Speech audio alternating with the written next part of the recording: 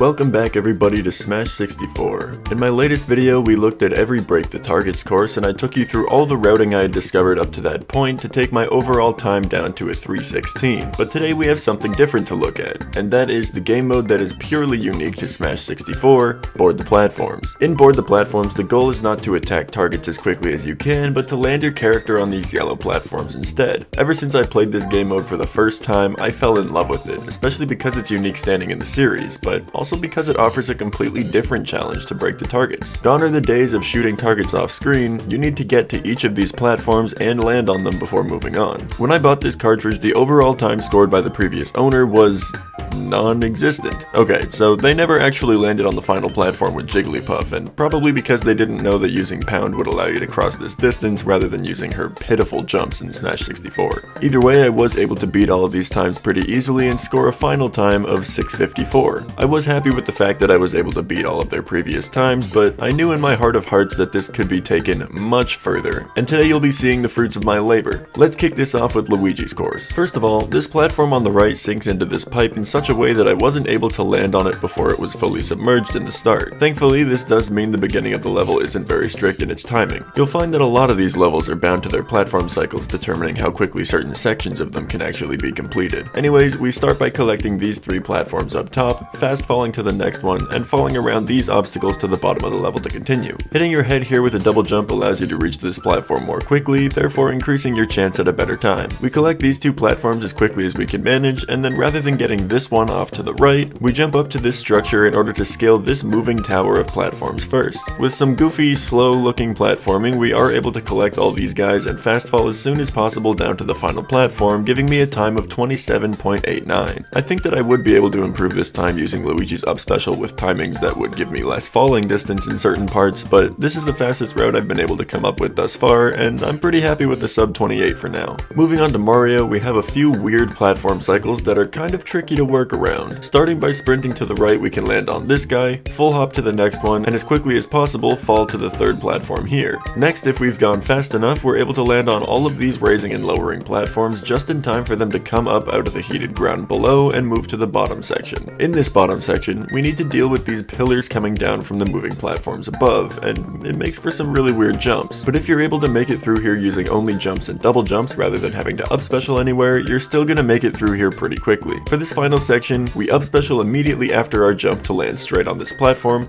double jump up to this block, and use 2 full height jumps and an up special to land on this top platform. With this strategy, I was able to score at 18.61, which is quite a lot faster than the time I had originally beaten the previous owner with. Now it's time we look at DK, and his level is quite fun to play for me. Right away we jump to these first few platforms, followed by a double jump up to this next spot beside the heated floor here. We then double jump up to this platform, fall through it, hit our head with another double jump to land on this moving platform, and simply double jump up to the next one. For here we're able to fast fall to our next platform, double jump and up special across this gap, and once we land on this moving platform, we just need to wait for its highest point to double jump up to this platform so that we don't need to up special for it. From this top platform, we fast fall, double jump and up special to reach this red block, and then it's as simple as crossing this gap for the final platform. Using this route, I was able to reach just below a 25-second time with a 24.93. Next we're looking at Link's level, and this is one of those stages where I'm not even sure I got the quickest ideas put in place, but I'll take you through what I've got. So we double jump to our first platform and back jump to the next one. Back jump and forward jump do give a little less height than a neutral jump in this game, but with our slightly lower back jump, we're able to get an instant landing on the second platform. We then jump to the 3rd and 4th platforms as quickly as we can in order to have the right cycle to double jump up to this moving one without needing to up special. We double jump and up special to this guy and fall straight down to complete this right side of the level. Now I know it looks like I messed up my movement here and dashed left for no reason, and that's because I did, but in this moment it doesn't really matter all that much. See, this moving wall is always going to block us from being able to get back up this side quickly, and I haven't found a good way around it yet. If I get here as quickly as possible, it's always going to be in the way, giving us some time to just sit and chill while we wait for it. So this dash, not a big deal. Anyways, getting back to this platform with an early up special as we can manage, we hop back to the left, up special onto the heated floor, tech the platform with a left roll, and fall onto this middle platform. We then make our way onto this left platform, fast fall and up special to the second last one in the level, and then we simply run off and double jump to our final destination. With this route, I was able to get a 29.25, and it makes me wonder if I'd be able to find a way to do this moving wall section more quickly to reach below that 29-second mark. I'll definitely be playing this one in the future. Next we have Samus, and her course is a weird one to try to get a perfect platform cycle on. We start by hitting these first two platforms and then falling down to this moving one at the bottom. Making our way across the bottom of the screen, we land on this platform, and then we need to hit this weird series of jumps. Firstly, double jumping to the moving platform that is 2 below the one that we need to land on allows us to use a single neutral full hop to hit it cleanly. Then with a double jump that will take us 3 platforms up and an instant double jump fast fall that will allow us to hit this moving platform as quickly as possible, we are now able to jump just once to land above this whole moving section. From here we double jump to this top guy and make our way down this right side where we'll need to roll through a couple bumpers and hop on this platform. A short hop is definitely preferred here, but as I failed to do that in my winning run, I guess there's still time for me to save. Then we hop up this vertical section and make our way across this long gap to up special to this platform. I found that 2 well-spaced jumps and a down special were able to set me up pretty well for this, but I wouldn't be surprised to find that the down special may be unnecessary here. Anyways, from this high platform we fast fall to our last one and finish the course. With this route I was able to get a 30 seconds flat time, and while that is satisfying to see, I do want to come back to it for a sub 30, both utilizing the short hop I mentioned and trying to cross this gap without down special. Next is Captain Falcon, and once again I'm not sure if this is the fastest route, but it is quite fun and interesting, so let's take a look. First off, we have to sprint across these platforms, fast falling and sprinting again as quickly as we can manage. This start is almost fast enough to reach this platform before it lowers into the ground, but I wasn't quite able to get that cycle, so we wait. Once we've hit this platform, we jump and up special to this next one, as Falcon's up special forward momentum is quite fast compared to his regular airspeed. From here, if done quickly enough, we're able to jump out the right side of this course, fast falling to this platform on its quickly moving cycle, and make our way down to the next one. We then go about making our way through this bottom section of the map as quickly as we can, and run up to this next platform that is going to give me a pretty slow cycle, followed by jumping up to this platform and running over to the last one as well. It doesn't look all that fast in certain moments, but I was able to get a time of 27.79 here, which is faster than any other routing ideas I've tried so far. This course is definitely one that I'll have to come back to in the future to secure a better time on. To start off our second row of characters, we have Ness, and honestly, I know this one can be faster from what I've done here, but we'll get into that. We start off by fast falling to all these different platforms in the beginning and double jumping as soon as we can to get a high up special over to this platform. I think by hitting this wall rather than riding up it with our momentum we'd be able to hit this platform sooner, but the angles in this game are so hard to control with Ness's up special that I'm too inconsistent to go for it. Fast falling down, we just need to run to the left and jump up these 2 platforms and up special up this hill to continue. Here we have some decently strict jump timings, but nothing you won't be able to get used to if you time your double jumps right. We land on this platform on the top and run off to this wall here. Now we simply need to up special to our second last platform and hit a specific angle to up special to this last one. This angle is so hard for me to hit, but I found that double jumping a little off to the left gave me an easier time to hit it, so find something that works for you and it shouldn't be so bad. With this route I was able to get a 29.25, which just makes me want to reach for a sub 29 so badly on this course, but given how hard it is for me to control Ness up special in this game,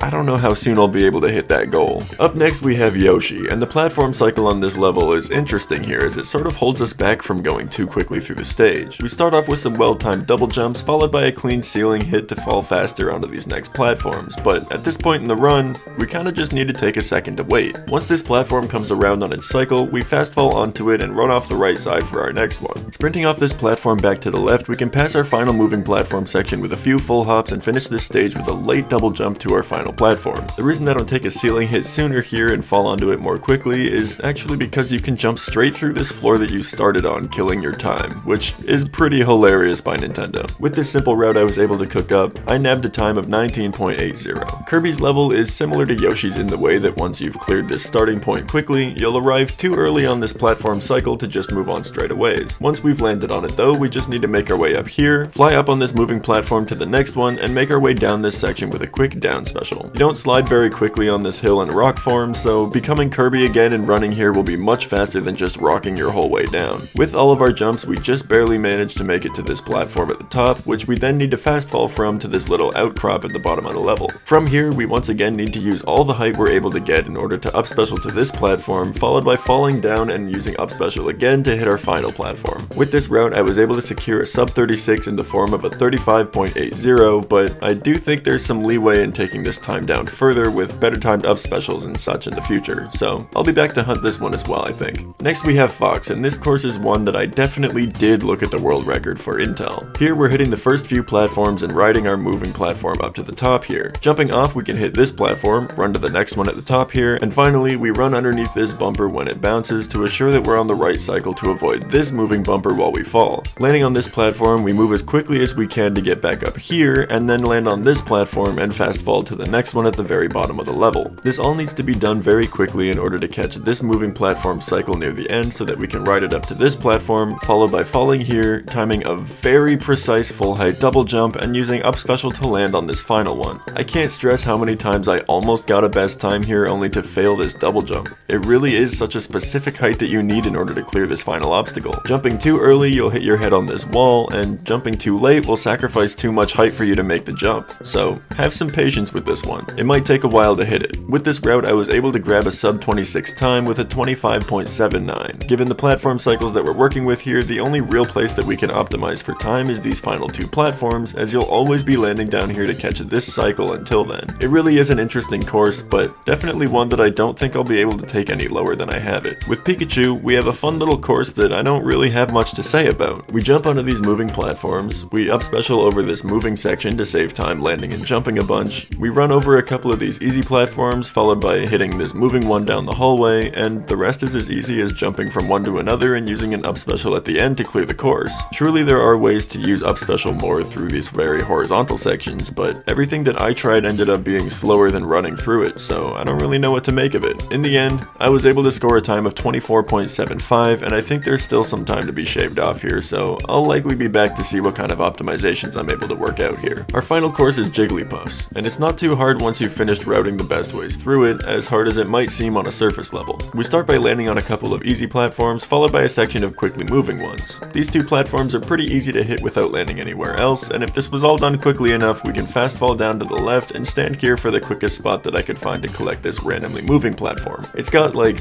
8 different places or something that it likes to pop out at, so collecting this one so conveniently with the quick start is a relief. In our next section, we have some bumpers to avoid here, and it can be pretty tricky, but this is the best way I found to get around them all. Following past our final bumper, we have this weird, slow moving platform we need to land on, followed by the trick that bested the previous owner of my cartridge, a simple sequence of jumps and pounds to reach our final platform of the game. With this route, I was able to score a 28.51, which is pretty good for me, but I do think there are certain optimizations waiting to be discovered as well, so I'll be back to hunt this one a little more yet too. My final time overall went down from being a 6.54 on my first clears to being a much stronger 5.27. I think because these courses are all pretty hard to optimize in the same way that the target tests were, I probably will be able to bring this down below 5 minutes, which is going to be my goal moving forward in this mode. I think Board the Platforms is an amazing game mode, and honestly, it's sad that it didn't make it to Melee. I'm sure that they could have done some amazing and fun stuff for that game had they brought it over. Anyways, let me know what your favorite Board the Platforms course is, and which ones you've struggled the most with in the past. I love these fun little game modes Smash used to have in its early days, and I really hope in a world where we do get another Smash title that they manage to bring them back in some meaningful way. As for now, that's my time for this week. Subscribe if you like the content, as I do have videos like this one coming out every single Friday, and check out my last video on Smash 64's Break the Target mode if you haven't seen it already. As for now though, my name is Myloe, and I'm out.